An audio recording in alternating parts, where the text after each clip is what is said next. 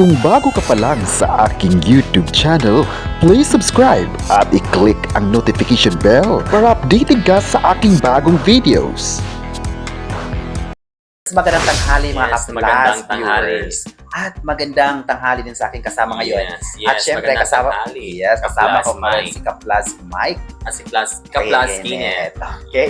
So nalilito tayo dito, di ba? Yeah. Kasi bagong tahanan naman Bagong ito. tahanan, no? Okay, so syempre pagpapatuloy pa rin natin ka-plus Mike ang mga bagong chika, bagong updates na gustong malaman na live na nakatutok sa ating Yes. mga ka-plus viewers ngayon. Syempre, ako si Kenneth. Ako naman si Mike. Para sa 24/7 na nakatutok, Kung saan plus ka sa kwentuhan, plus sa updates, plus balita.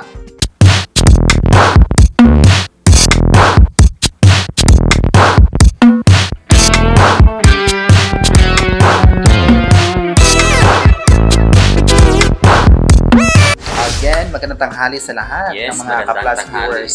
Okay, before pa tayo magpapatuloy, ka-plus Mike, ay nais muna nating pasalamatan again ating Yung mga mga viewers viewers na na- kaninang umaga Oo. ay talagang sinusubaybayan na Sinusubaybayan yung mga natin. kwento ng King Pao, Mm. di ba? At syempre, babalik tayo ngayong tanghali ay para ibigay naman para sa ating mga ka-plus viewers na Yes. live at nag-aabang talaga ngayon, di ba? Oo, Oo, na mga at sa updates. sa mga pamilya na nananghalian ngayon Oo. ay stay positive Stay at positive. continue yeah, yung mga continue kainan, di ba? So, siyempre kami pa rin yung makasama ninyo. Okay, so ngayon po ay simulan natin ang ating susunod na chika at ibibigyan yan ni ka-plus Mike. Yes, ito yung unang topic natin ngayong tanghali.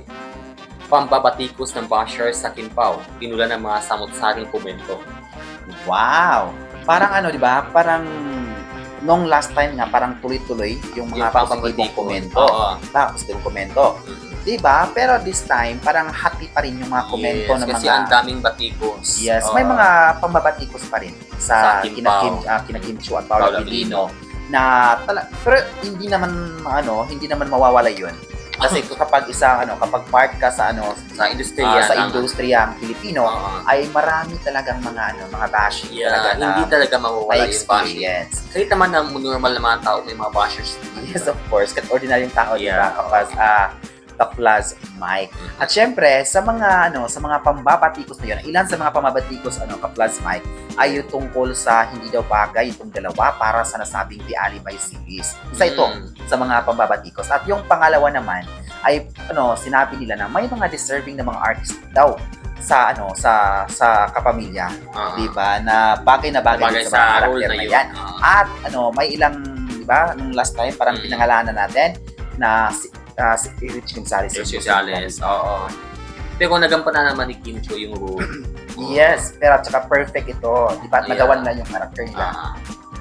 Pero syempre, mga parang samot-saring komento pa rin yung mga natanggap mula sa mga K-pop hati fans. yung mga Okay, so at ilan nga sa mga positibong komento na to the rescue agad yung mga K-pop yung fans na ayaw nila Oo. na they are perfect meant to be talaga itong K-pop para sa The Alibi. Alibay. Kasi ang ganda naman talaga yung pagganap nila yung sa Yes. At saka yung The Alibi. speaking, yung tungkol naman kay Erich Gonzalez, yung mga, kasi ba si Erich Gonzalez, may mga serye siya dati, di ba, ka-plus Mike, na parang daring talaga yung kanyang trending atake. din. Yung labidalina na. Di ba, nung last time, nung kami Na siya nandun natin. din si Sophie Andres. Wow. Parang sa kay Kim Chiu din naman, parang nagawa na naman niya yung best niya. Oo. Kaya nga, marami sa mga fans at especially sa mga viewers ng Prime Video ang nagsabi na iba talaga ang nag-isang Kim Chiu. Kim Chiu.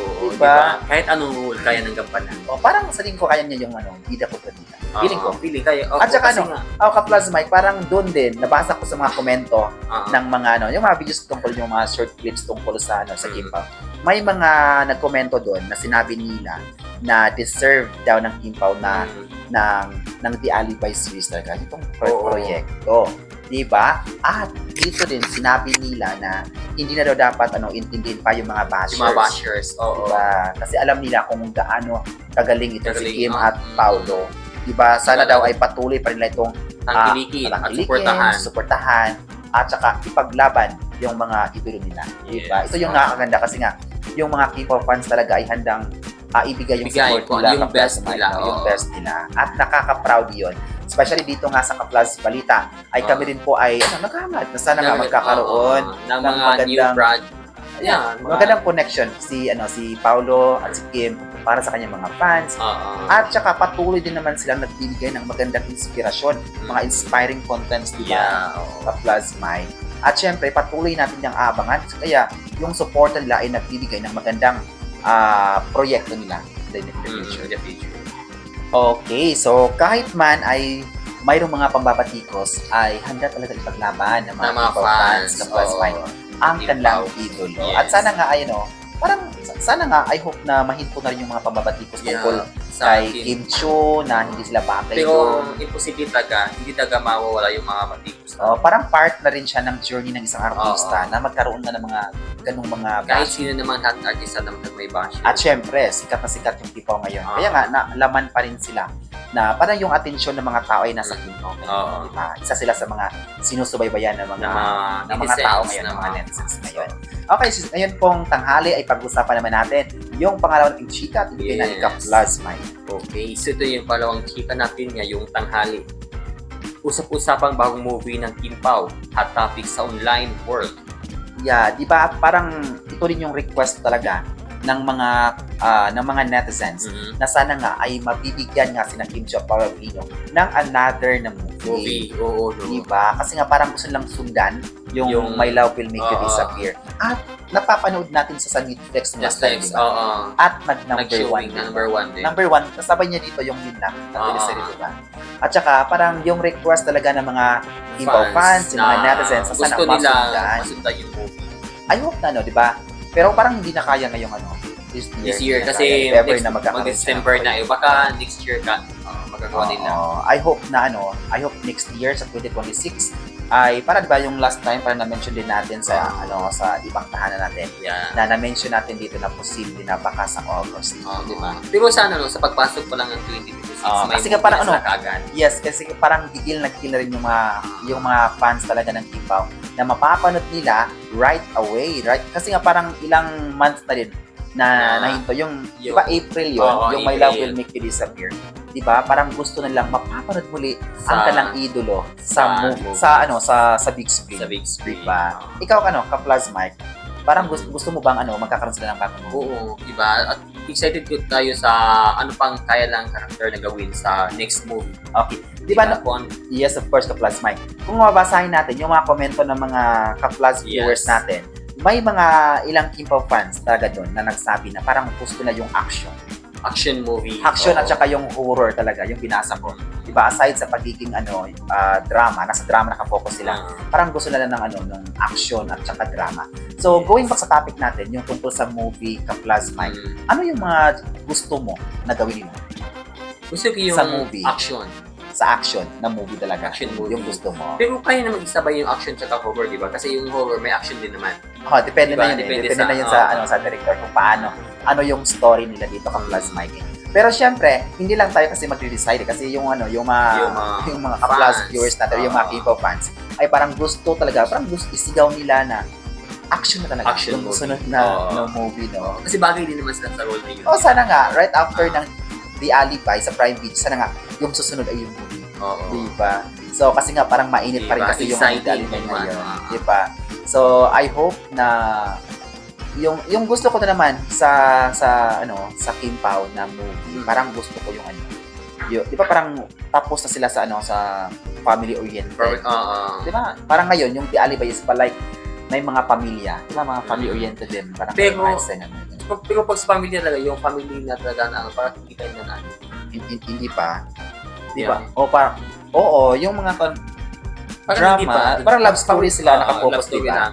Pero abangan natin kasi marami namang magagawa pa yung Kim Pao, diba? Kasi marami pang mga proyekto na nakalinya sa kanila. Yes, of course. At alam natin na yung mga producers talaga ng Kaplas Mike ay pinag-aagawan talaga sila. Pinag-aagawan sila. Parang bukang bibig.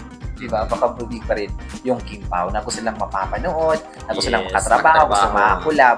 At syempre, patuloy din, I hope na yung mga Kim Pao fans talaga ngayon ay patuloy pa rin lang aabangan, susuportahan. Kasi nga, yung Kim Pao. magiging imposible ang lahat kapag hindi nila susuportahan yung supporters. Oo. Kasi pag walang suporta ng mga Suporta. fans, Hindi yan, walang mangyayari. Walang mangyayari. Kaya, Oo. sa ngayon nga ay patuloy pa rin natin silang imbitahan yung mga Yes, K-pop na manood fans po ng The Alibay. ng The Alibay sa Prime Oo. Video. Parang nag-promote Yeah. di ba? Okay. Well, anyways, kasi nakita naman natin kung paano sinusuportahan talaga ng mga netizens. Kaya, ay tayo din, sabay-sabay natin papanood ang The Alibay sa Prime Video. Kasi nga, marami pang mga intense ng mga eksena na hindi nyo pa napanood Yes, na only lang sa The bawat Alibay Prime eksena. Video.